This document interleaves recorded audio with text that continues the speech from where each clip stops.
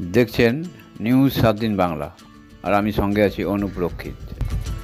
আগামী 22 তারিখ অর্থাৎ 22শে জানুয়ারি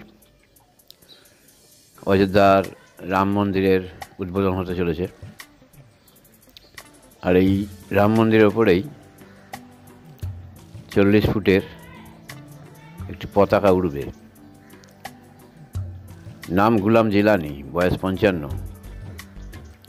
এই মুসলিম দর্জিরই তৈরি পতাকা, হনুমান যে এই পতাকাটি উড়বে রাম মন্দিরের ওপরে। পতাকার সাইজ 40 ফুট লম্বা এবং চওড়া 42 ফুট।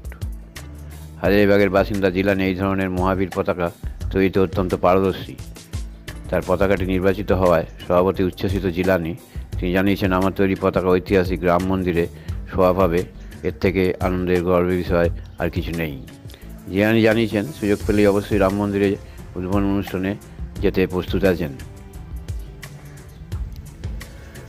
এই পতাকা তৈরির পাঠ জিলানি পেয়েছেন বাবা আব্দুল শকুরের কাছ থেকে। প্রায় 40 বছর আগে প্রয়াত হয়েছেন তার বাবা। হাজারীবাগের এই দর্জি জানিয়েছেন, ভোলা বস্তালয়ে বাবার সঙ্গে পতাকা সেলাই দিয়েই তার কাজে হাতে করি। প্রতিবেদন নিউজ 7 দিন বাংলা।